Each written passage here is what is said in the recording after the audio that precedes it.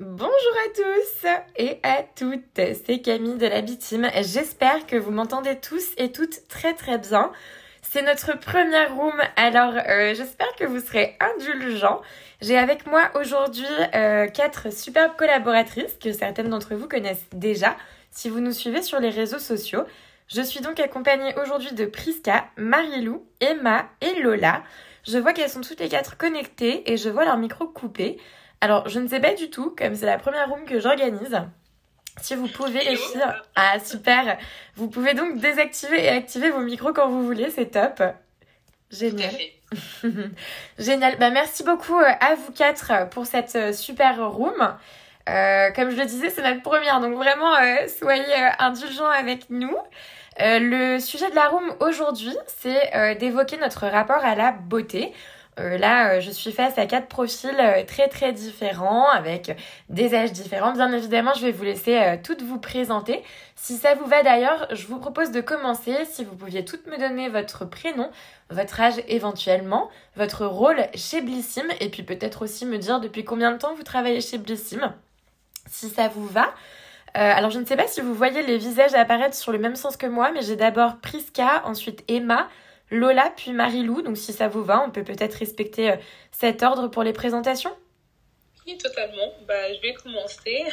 Bonsoir à toutes et à tous, peut-être. Je m'appelle Priska, j'ai 23 ans. Je suis de base de Lyon et je suis chez Blissim depuis janvier 2021 en tant que Junior Sales et Account Manager pour la catégorie Skincare. Donc, je m'occupe de tout ce qui est sourcing de marque, pilotage des accords commerciaux pour la catégorie Skincare chez Blissim. Voilà. Génial. Merci beaucoup, Priska. Emma, est-ce que tu veux te présenter à ton tour ? Ouais, bien sûr. Bonjour tout le monde. Enfin, bonsoir plutôt. Donc, moi, je suis Emma. Je suis e-shop et je gère l'e-shop de Blissim ainsi que notre boutique qui est rue Montmartre depuis 3 ans. Enfin, j'ai un peu évolué chez Blissim, mais actuellement je suis sur ce poste-là.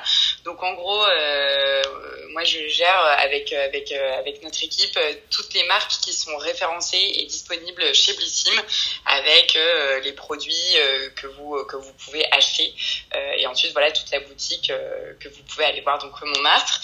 Et donc moi je suis dans une année charnière puisque je suis dans l'année de mes 30 ans. Voilà. Qu'on a très hâte de te souhaiter, hein, bien évidemment. Voilà, tout à fait. Merci beaucoup Emma pour cette présentation. Lola, est-ce que tu veux enchaîner ? Oui, bonjour. Hello, merci beaucoup Camille pour cette invitation. C'est aussi ma toute première room Clubhouse. J'espère que vous m'entendez bien. Alors du coup, moi je suis Lola Noguera, j'ai 27 ans et je suis Community Manager chez Blissim depuis septembre 2020. Donc ça fait environ 7 mois. Et je m'occupe du coup des réseaux sociaux dans l'aspect opérationnel. Trop bien. Merci beaucoup Lola pour cette présentation. Marilou, est-ce que tu veux terminer le tour de table ? Avec plaisir. Hello à toutes et à tous. J'espère que vous m'entendez bien. Du coup, comme tu l'as dit, Camille, je suis Marilou, j'ai 28 ans. Ça fait un petit moment que je travaille chez Blissim pour ma part. Ça va faire plus de 3 ans déjà. Et j'ai occupé différents postes. Maintenant, je suis responsable influence et donc je m'occupe de tous les partenariats influence et de toutes les collaborations qu'on peut faire, que ce soit avec des micro ou macro influenceuses ou influenceurs. Il y a beaucoup de projets que je gère et que je gère avec une équipe. J'ai notamment une alternante qui travaille avec moi. Mais que je vois d'ailleurs connectée à la room. Tout à fait. On fait un gros coucou à Théa, je vois qu'il y a également Maëva et Laurence ainsi qu'Eva de notre team. Donc un gros coucou à toute l'équipe. Merci d'être là avec nous pour nous écouter. Merci à toutes pour votre présentation. Je vous propose qu'on rentre directement dans le cœur du sujet. J'ai de mon côté analysé un peu 3 grandes thématiques. Je vous propose de commencer par la thématique de la beauté globale. Moi, je me suis pas mal posé la question du mot beauté. En fait, j'aimerais bien savoir ce que le mot beauté évoque pour vous et surtout comment est-ce que vous définiriez-vous la beauté ? Alors pareil, je vous propose, si vous le voulez, qu'on suive l'ordre Priska, Emma, Lola, Marilou, comme ça personne ne se coupe la parole. Ça marche, super. Écoute Camille, instinctivement, quand je pense à la beauté, c'est plutôt quelque chose de très subjectif qui me vient à l'esprit, quelque chose qui nous plaît, quelque chose qui nous émeut et qu'on trouve potentiellement beau, enfin visuellement ou physiquement beau. Ça peut être quelque chose de tangible ou intangible, mais pour moi, la beauté, c'est directement lié à l'émotion. Ok, hyper clair. Voilà. Ouais, j'enchaîne, hein, du coup, je suis mon tour. Et ben moi, c'est marrant parce que le mot beauté, enfin, je le prends assez littéralement. Enfin, littéralement, mais dans deux sens quand même, où je me dis, oui, bah, à la fois, il y a la beauté physique et la beauté mentale. Donc voilà, je pense à ces deux aspects qui sont assez basiques, mais voilà, moi ça me fait penser à ça directement. Alors du coup, moi aussi j'enchaîne. Alors pour moi déjà la beauté, ça évoque vraiment une certaine complexité. C'est un terme et une notion très complexe qui détient vraiment des éléments vraiment très différents. Pour moi, la beauté, par exemple, c'est vraiment une expérience, un ressenti qui est propre du coup, comme disait Prisca, qui est assez subjectif.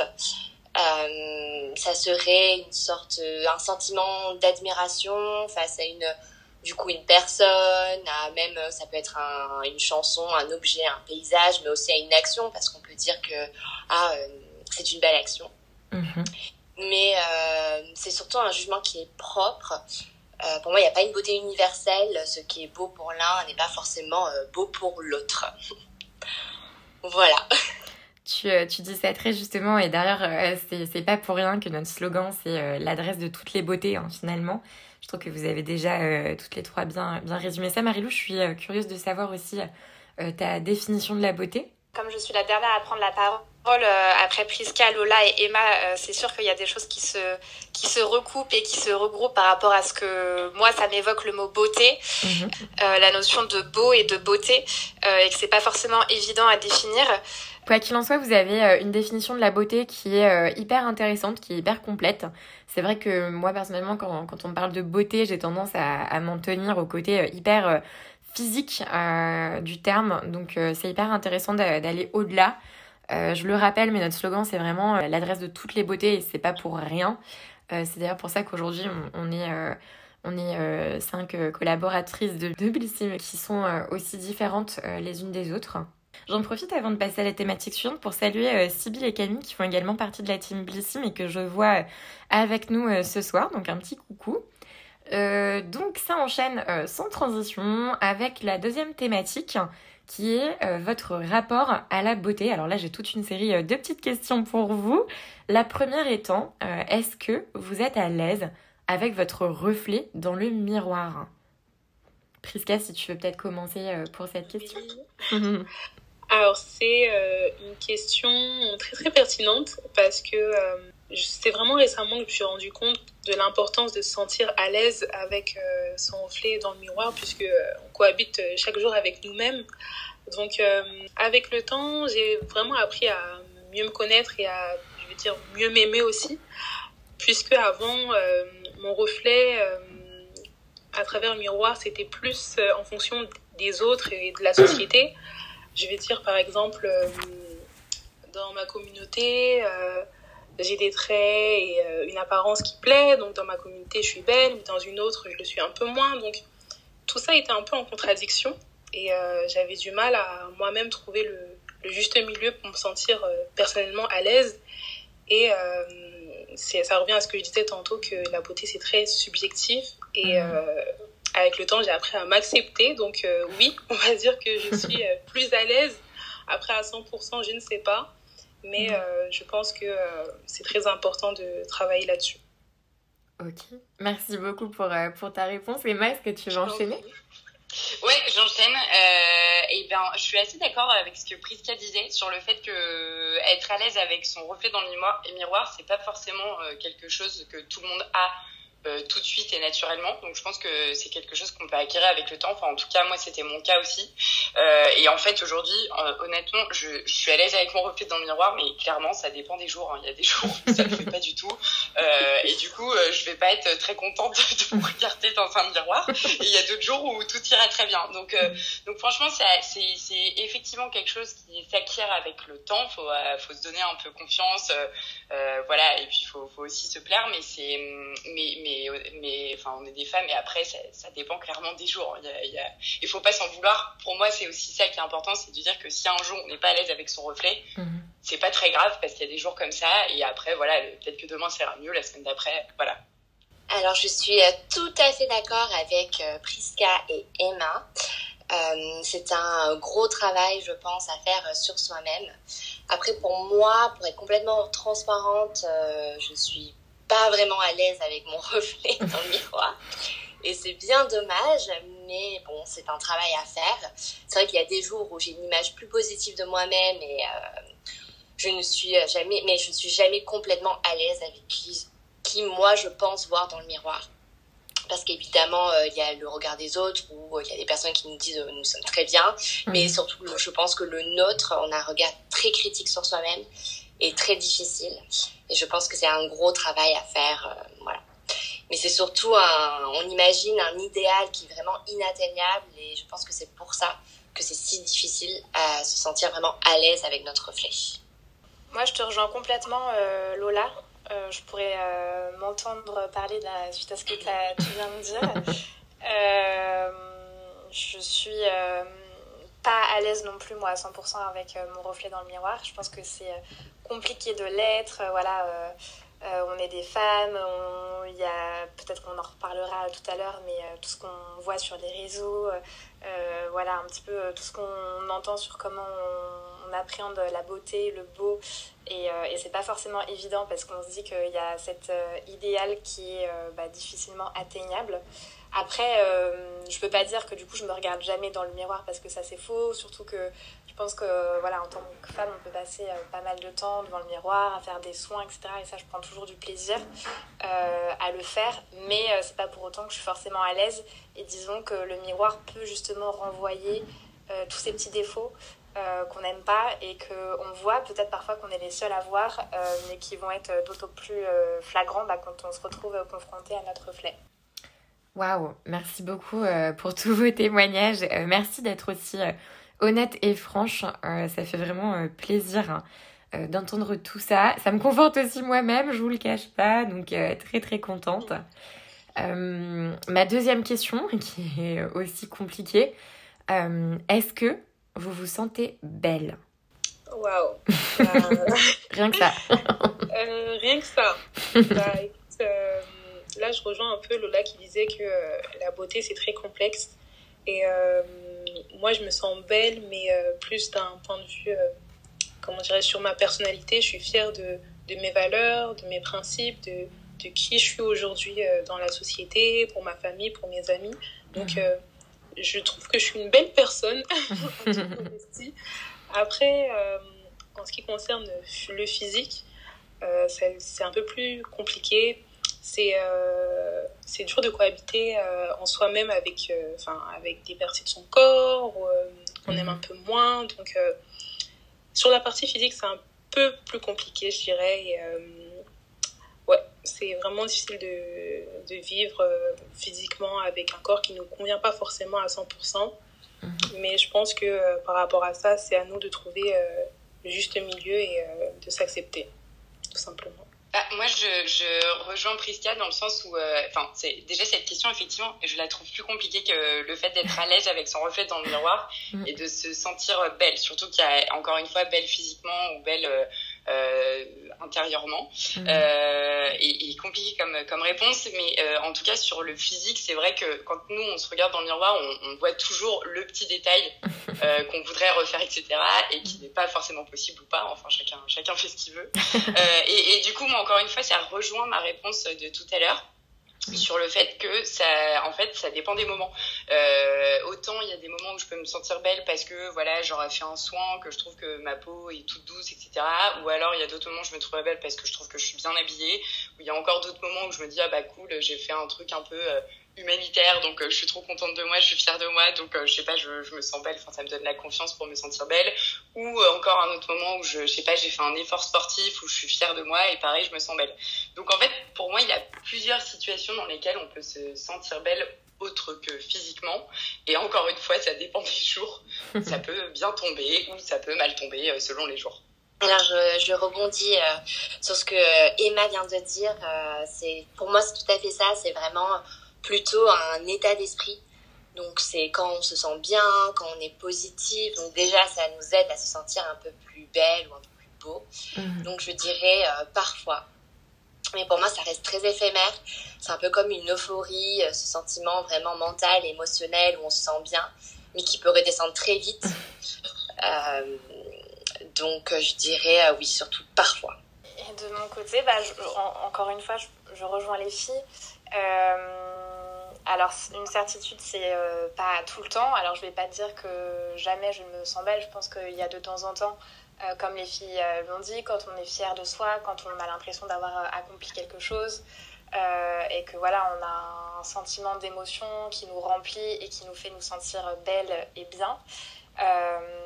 Ça, sur l'aspect personnalité, je pense que c'est facilement trouvable. Après, sur l'aspect physique, c'est peut-être un peu plus compliqué de se sentir belle, en tout cas de se confronter à notre physique. Et parce que je pense qu'on a toujours tendance à mettre le négatif, entre guillemets, en avant plutôt qu'à voir le positif, ou en tout cas à voir nos qualités et ce qu'on trouve beau chez nous. Même si je pense que là, c'est après un travail sur soi et voilà, faut avoir plus confiance et s'accepter. Mais c'est un travail de tous les jours. Complètement. Vous avez toutes extrêmement raison. À nouveau, merci beaucoup pour toutes vos réponses. On parlait tout à l'heure de regard d'autrui. Est-ce que vous vous êtes déjà senti jugé sur votre physique ? Bien sûr, se sentir jugé tant positivement que négativement. Pour ma part, par exemple, dans ma communauté, une femme est belle lorsqu'elle a des formes voluptueuses, lorsqu'elle a une belle peau satinée, plutôt claire. Donc, quand tu rentres pas dans ces critères-là, tu es moins belle. Ou alors, pour ma part, je remplis vite fait ces critères, mais on peut se sentir jugé parce que on attire, mais c'est un peu malsain. C'est en mode quelle belle viande. Donc oui, on se sent beaucoup jugé. Et en plus, il y a tellement de communautés et tellement différents milieux que dans chaque milieu, on aura un autre regard qui va se porter sur nous. Donc oui, je me suis déjà sentie jugée sur mon physique. Et c'était vraiment en grandissant que j'ai appris à relativiser là-dessus.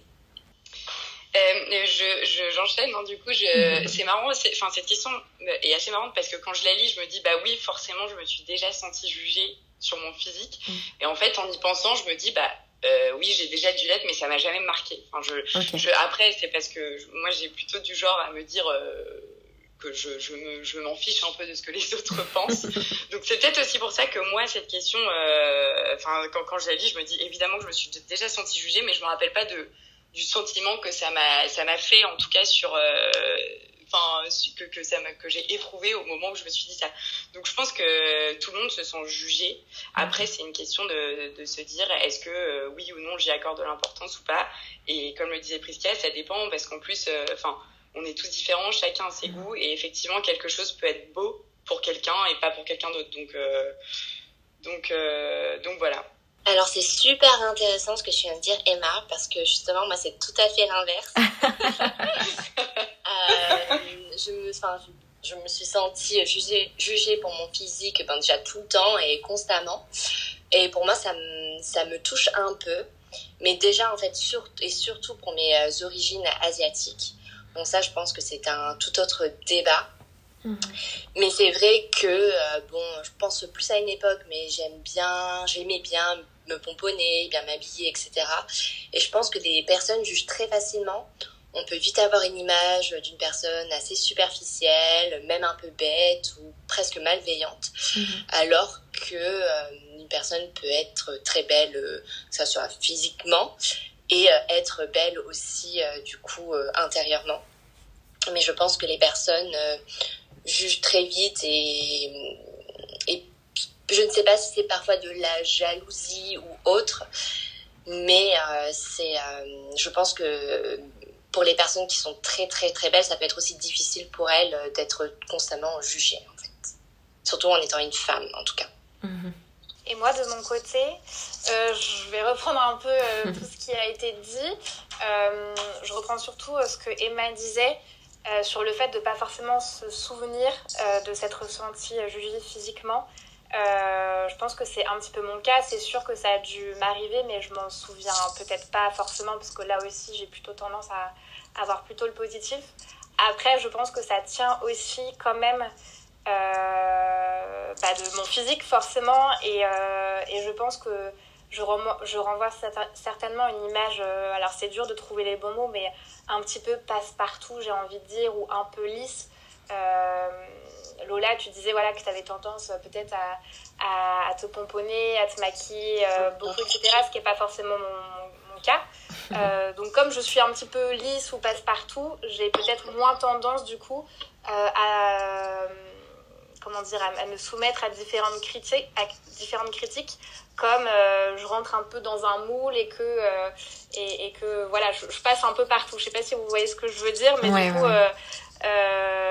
du coup je me suis peut-être quelques fois sentie jugée, mais en tout cas je m'en souviens que très peu. Ok, c'est assez fou finalement, parce que on se sent toutes jugées, quoi. Enfin, je ne sais pas pour celles qui nous écoutent et ceux qui nous écoutent si vous êtes déjà sentis jugés, mais c'est assez incroyable de se dire que tout le monde en fait finalement est passé par là. C'est un constat assez énorme. On parlait tout à l'heure de se pomponner, entre guillemets, de se faire belle, même si on l'est déjà toutes et tous, bien évidemment. Pourquoi est-ce que vous passez parfois du temps à vous pomponner? Est-ce que c'est pour vous donner confiance? Est-ce que c'est pour affirmer votre style, votre personnalité? Est-ce que c'est pour plaire, pour séduire? Ou est-ce que vous vous sentez obligé de vous pomponner parce que les codes de la société vous y obligent? Pour ma part, c'est un peu un mélange de tout, mais je dirais dans un premier temps, c'est pour prendre soin de moi. Enfin, je pense qu'on se sent toutes bien et satisfaites lorsque on se met bien, on se maquille, on se coiffe et on dit tiens, je suis belle aujourd'hui. Ça, franchement, c'est vraiment gratifiant. Et je le fais beaucoup dans un premier temps pour moi-même. Pour affirmer un style aussi, mais par rapport à ça, je suis très versatile. Je peux être très très naturelle, très peu de maquillage, comme une make-up addict. Enfin, je suis très très versatile, donc bon, ça dépend vraiment, mais je dirais que c'est un peu un mélange de tout, et un peu moins pour plaire. C'est vrai que de temps en temps on veut plaire à la société, aux gens, mais pour ma part c'est vraiment lié à prendre soin de moi. Je ressens le besoin personnel de me sentir belle lorsque je me regarde. Tout simplement. Ok. Moi de mon côté, il y a 2 points qui me font réagir quand je me dis pourquoi je me fais belle. C'est principalement effectivement pour me donner confiance, parce que voilà, un petit peu d'artifice et tout de suite j'ai l'impression que je sais pas, je serais plus prête pour affronter le regard extérieur. Donc ça me donne confiance, et aussi ça me permet d'affirmer mon style et du coup ma personnalité en même temps. Donc moi c'est plutôt ces 2 points là qui me parlent. Après c'est marrant parce que encore une fois je me dis pas que je me fais belle par rapport au code de la société qui m'y oblige. Enfin, moi, je le ressens pas comme ça. Après, il y a quand même des règles à respecter quand on se dit que, par exemple, on va travailler au bureau, on peut pas non plus y aller n'importe comment. Donc, ce que je veux dire, c'est que je me fais aussi belle parce que je vais travailler dans un bureau, mais qu'en même temps, c'est aussi bien parfois d'avoir ces règles-là qui font que, voilà, on est tous habillés comme il faut, etc. Enfin, parfois, il faut quand même un peu de règles pour que tout ne parte pas n'importe comment. Mais en tout cas, ouais, principalement, moi, c'est plutôt pour me donner confiance et affirmer mon style, ouais. Alors, pour rebondir sur ce que Emma vient de dire, c'est vrai que globalement, si j'y pense, c'est plutôt justement pour répondre au code de la société. Bon, pour le coup, à l'époque où on avait le droit de clubber, si c'était possible, là, clairement, en effet, c'était plus pour plaire, séduire, mais plaire au monde dans lequel on allait entrer. le monde de la nuit, etc. Après, pour le monde professionnel, pareil, donc c'est pour s'adapter au code du monde professionnel. J'ai eu quelques expériences pro dans le monde du luxe, et c'est vrai que là, il faut être, on va dire, un peu impeccable. Donc c'est vraiment pour répondre à ces demandes et ces exigences-là. Mais finalement, là, actuellement, pour la vie de tous les jours, c'est vraiment plus une question d'affirmer un style, une personnalité, et juste se sentir bien et en confiance. Ok.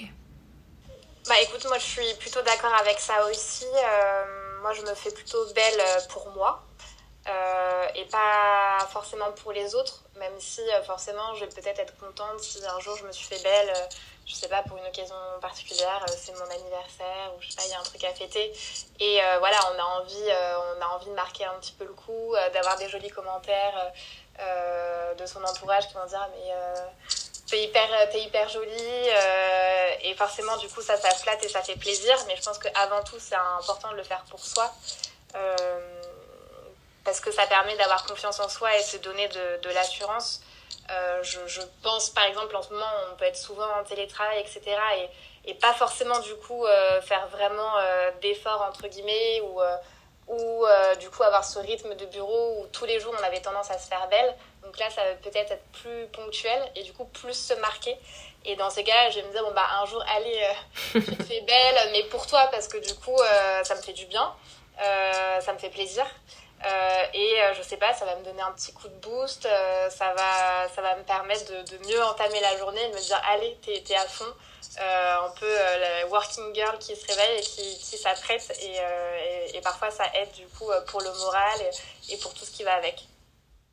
Ok, merci beaucoup pour toutes vos réponses je vais enchaîner un petit peu sur le côté make-up. J'ai une question qui m'intéresse plus particulièrement, c'est à quel âge est-ce que vous avez commencé à vous maquiller, enfin en tout cas à vous intéresser au monde des cosmétiques?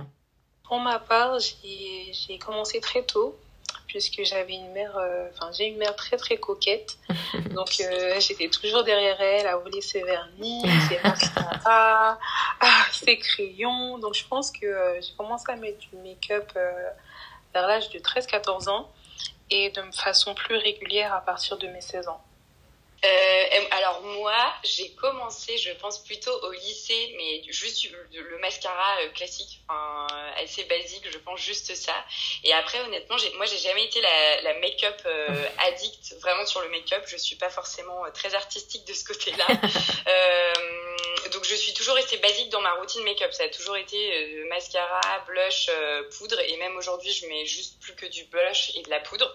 Donc j'ai commencé plutôt quand j'étais au lycée et j'ai jamais vraiment passer le pas de devenir vraiment une make-up addict pure et dure. Et par contre, j'aime bien me faire plaisir quand il y a des plus gros événements, des soirées, des mariages, des choses comme ça. Là, aller un petit peu plus loin, mais ça reste encore une fois assez simple. Alors moi, je me rappelle très très bien. Non, en vrai, je pense que j'ai commencé en 5e, donc je devais avoir 13-14 ans, je crois. Mais je me maquillais dans le bus pour aller à l'école avec mes copines. Et je me démaquillais dans le bus le soir parce que bon, j'avais pas vraiment le droit de me maquiller. Donc oui, quand même assez tôt. Et, oui. Et pourquoi Lola, t'avais ce sentiment de devoir un peu cacher ton make-up? Enfin, c'est-à-dire que le soir, j'imagine que... Ouais. J'avais clairement pas le droit de me maquiller. J'avais un papa un peu strict. C'était un no-go. Mais j'avoue, c'était un peu pour suivre les copines qui commençaient un peu à se maquiller. Et voilà, c'était un peu un mood, une tendance. Ok. Et moi, de mon côté, je me souviens pas précisément, j'ai pas un souvenir aussi précis que Lola. Mais je pense que c'est à peu près dans les mêmes âges. C'était au collège, certainement aussi en 5e. Pareil, parce que ça devait être les copines qui avaient commencé à se maquiller et que finalement, il y a un peu aussi ce mimétisme qui s'applique et du coup, on se maquille après ensemble. Je me souviens surtout, un truc qui m'a marqué, c'est le crayon noir, vous savez, en muqueuse là, intérieure. Ça, je pense que ça nous a toutes marquées. Et ça, c'était le rituel, je crois qu'après, qui était devenu quotidien. Et du coup, c'était tous les jours. Et ouais, je me souviens que je me maquillais beaucoup, du coup, fin de collège et après lycée. Et finalement, c'est plutôt après le lycée que je suis devenue plus team naturel et que ça m'arrive souvent de pas me maquiller en fait maintenant. Ok. Je vois très bien cette phase de crayon noir. Effectivement, on est, je pense, nombreux et nombreuses à être passés par là. Ok, donc finalement, c'est en fait quelque chose qui est venu assez tôt, quoi, chez vous, cette première approche aux cosmétiques. Ma question d'après, ça peut être du make-up ou ça peut être complètement autre chose, type skincare, body care, hair care. Est-ce qu'il y a un geste beauté dans votre quotidien dont vous ne pouvez absolument pas vous passer? Un geste beauté, alors au quotidien, je ferais plus skincare ou body care parce que j'estime qu'avoir une belle peau, c'est super important. Donc, le geste dont je ne pourrais pas me passer, je pense que c'est un gommage, les gommages corporels ou facial, j'adore ça. Ok. Et ben moi c'est geste beauté basique hein, mais c'est ma crème hydratante le matin. En fait c'est simple, après avoir nettoyé mon visage, si je ne mets pas ma crème hydratante, j'ai vraiment l'impression qu'il me manque quelque chose. Donc ouais, c'est vraiment la crème hydratante du matin. Pour moi, un indispensable, mais vraiment, c'est se nettoyer le visage. Je peux rentrer à n'importe quelle heure du soir, être fatiguée, peu importe. Il faut absolument que je me nettoie le visage avant d'aller me coucher, justement. Donc, c'est plutôt une routine, night routine comparée à Emma, encore une fois. C'est clair, Lola, on n'est pas du tout. Pourtant, on s'entend bien. Oui, c'est clair, mais tu vois comme quoi, ça ne veut rien dire. Oui, vraiment, se nettoyer le visage, se sentir fraîche et voilà. Et moi, je vais vous rejoindre, les filles. Ça va être plutôt un geste skincare pour le coup, parce que j'adore les soins et j'adore prendre soin de ma peau aussi. Et je dirais que le geste dont je peux pas me passer, c'est plutôt donc au réveil en fait. Dès que je me lève, je vais avoir envie de nettoyer ma peau. Donc Lola, ça te rejoint, mais plutôt je suis team morning, du coup, toi t'es plutôt côté night. Mais vraiment, le geste, c'est indispensable pour moi. Tous les matins, je me nettoie le visage. Et après, je rejoins Emma parce que je vais forcément venir appliquer une crème hydratante. Sinon, je vais avoir la peau qui tiraille toute la journée. J'ai la peau assez sensible. Donc, le combo, vraiment nettoyage et hydratation dès le matin. Ok. Hyper intéressant. Et en parlant justement du coup de gestes beauté dont vous ne pouvez pas vous passer, quand vous allez acheter un produit cosmétique ou un produit de beauté, qu'est-ce qui est pour vous la priorité? Est-ce que c'est le prix, la qualité, le fait que ce soit un produit bio par exemple? Est-ce que c'est la marque, le côté novateur du produit, la pub que vous avez vu passer sur les réseaux, l'emballage? Est-ce qu'il y a quelque chose qui va faire basculer votre choix quand vous allez acheter un produit cosmétique ou de beauté? Alors pour ma part, en tant qu'étudiante, le rapport qualité-prix, c'est super important. Mais je peux dépasser un peu mon budget si le produit est super performant, qu'ils ont poussé l'innovation. C'est vraiment des choses auxquelles je prête beaucoup d'attention. Donc pour ma part, c'est beaucoup plus la qualité, l'innovation et le prix. Quand les trois là sont réunis, c'est bon pour moi. Ok. Alors moi ça dépend des fois parce que je peux un peu marcher au coup de cœur, donc effectivement le prix est important.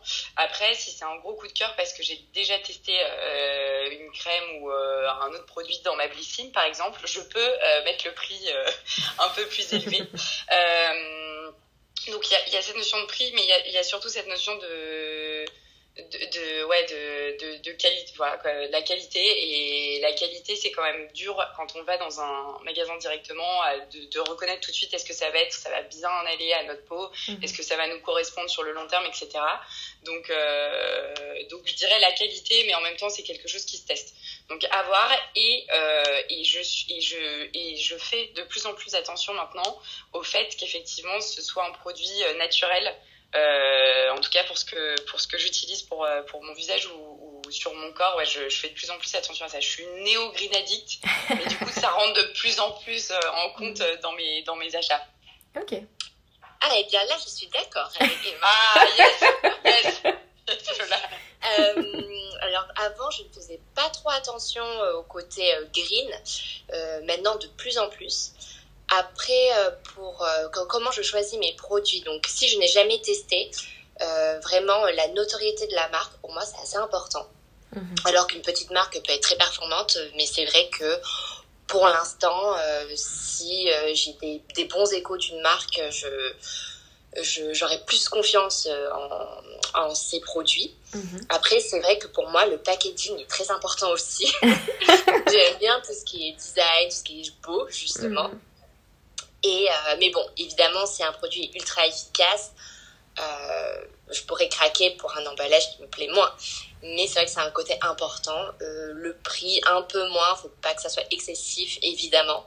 Mais j'ai déjà craqué sur des produits assez coûteux. Je l'avoue. Et moi, je te rejoins sur beaucoup de points, Lola. La notoriété de la marque, c'est hyper important. J'avoue qu'une marque dont j'aurais jamais entendu parler ou qui vient de se développer, je suis peut-être un peu plus méfiante, entre guillemets, parce que je la connais pas et que j'ai pas encore eu d'écho, qu'il n'y a pas eu forcément le bouche à oreille. Du coup, je vais plutôt suivre des marques soit que je connais déjà ou alors qui m'ont aussi été recommandées. Et des marques qui vont avoir un univers que j'aime bien, des valeurs aussi auxquelles je puisse m'identifier et dans lesquelles je me reconnais. Et après, je rejoins aussi Emma sur le côté green. C'est pas quelque chose forcément sur laquelle je faisais très attention avant, mais je dirais que ça fait une bonne année maintenant que j'essaye de modifier un petit peu ma routine et d'utiliser des produits principalement clean et naturels. Donc comme Emma, je suis néo-green addict. Yes. Donc toute ma routine n'est pas entièrement green, ça c'est sûr, mais en tout cas, j'y prête beaucoup plus attention qu'avant, ça c'est certain. Ok, hyper intéressant. C'est marrant de voir un peu ce qui vous fait craquer lors de votre achat. Et du coup, justement, on parlait un petit peu de notoriété de marque. Est-ce que, en termes de conseils beauté, est-ce que vous vous tournez d'abord, par exemple, vers des vendeurs en magasin, vers le site internet de la marque, des experts en ligne, vers votre entourage peut-être aussi qui vous a conseillé un produit, ou vers des influenceurs? En termes de conseils, qu'est-ce que vous recherchez et vers qui vous vous tournez le plus? Pour ma part, je me tourne très peu vers les vendeurs en magasin, puisque pendant longtemps, c'était très difficile de trouver des produits maquillage ou des produits de soins adaptés aux peaux foncées. Donc, mes précédentes expériences ont très mal passé. On m'a conseillé un fond de teint gris. Donc, en magasin, c'est super, mais à la sortie, c'était pas ça du tout. Ouais, j'imagine. Donc, à force, je me suis beaucoup plus tournée vers les vidéos YouTube. J'étais carrément une grande fana. J'avais toute une liste avec mes abonnements. Dès que telle influenceuse l'a testé, j'ai dit ok, ça veut dire que c'est bon, je vais aussi aller l'acheter. Donc j'étais très vidéo YouTube, influenceur. Je me tournais plus par là et aussi beaucoup par rapport à mon entourage, les différents conseils que je pourrais avoir de mes amis, de mes cousines. J'étais beaucoup plus de ce côté-là. En magasin, pas trop. J'ai pas mal été déçue. Oui, j'imagine, oui. Donc c'est un peu ça. Mais j'aime bien YouTube et les influenceurs, pour moi. Moi, alors, les conseils beauté que j'écoute le plus, je dirais mon entourage, que ce soit famille ou amis, ou mes collègues, parce que du coup, chez Blissim, on est quand même bien conseillés, on a de chance. Et après, finalement, les conseils beauté, je pense que je les prends directement auprès des marques. C'est-à-dire, je pense par exemple à ce qui est écrit sur un packaging, par exemple, d'une crème, et qui dit, cette crème, elle est adaptée si vous avez plutôt la peau très sèche, si vous avez un peu des rougeurs, etc. Et j'avoue que moi, je me fie quand même pas mal à ça quand je veux tester un produit que je connais pas. Et en fait, au fur et à mesure, j'adapte, j'aiguille un peu, du coup, mes recherches par rapport à ça.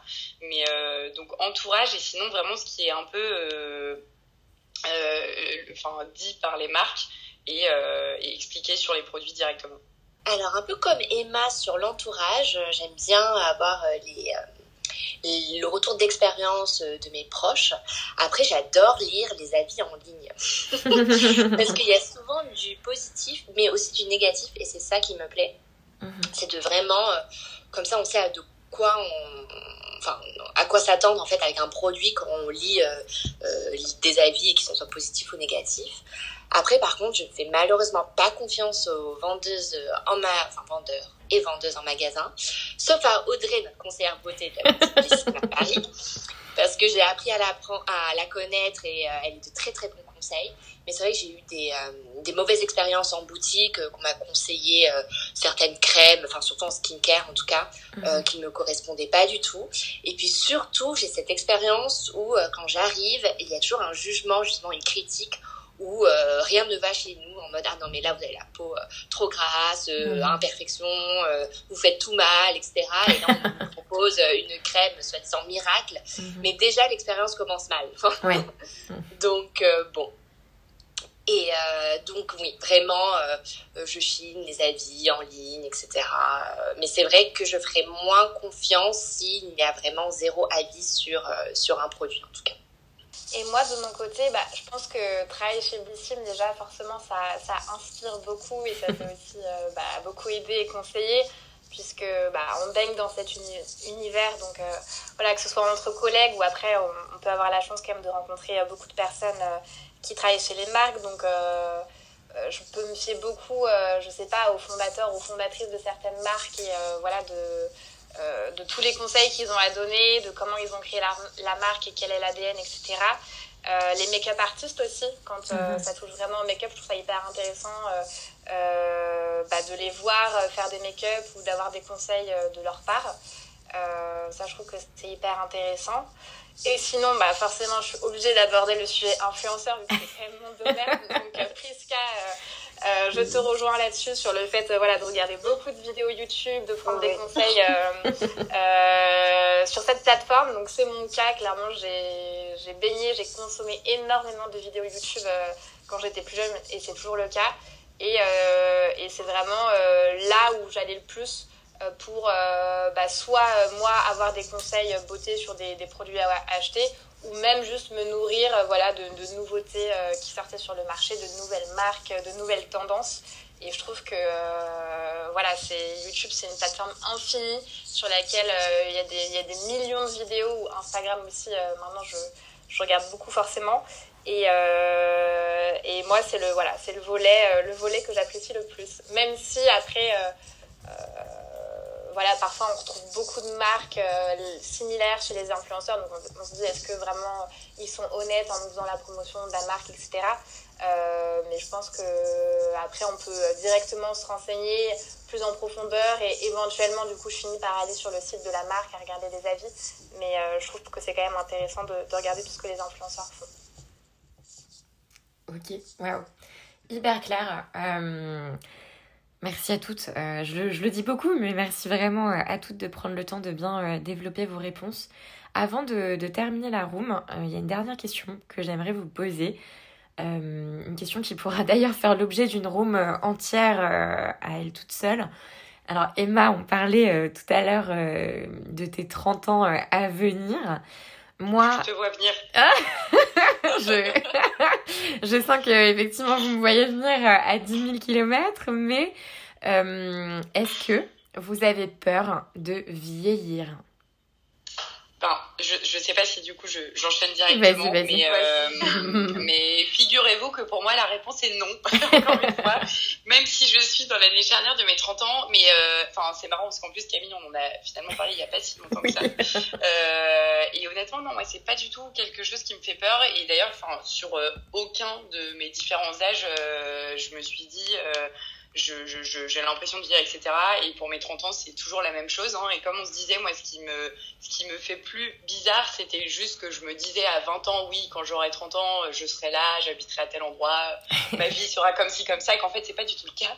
Mais c'est pas du tout grave. Et c'est plus ça. Mais c'est pas le fait de vieillir qui me fait peur. C'est plus, de dire, le temps passe. Mais franchement, moi, ça ne me fait pas du tout peur.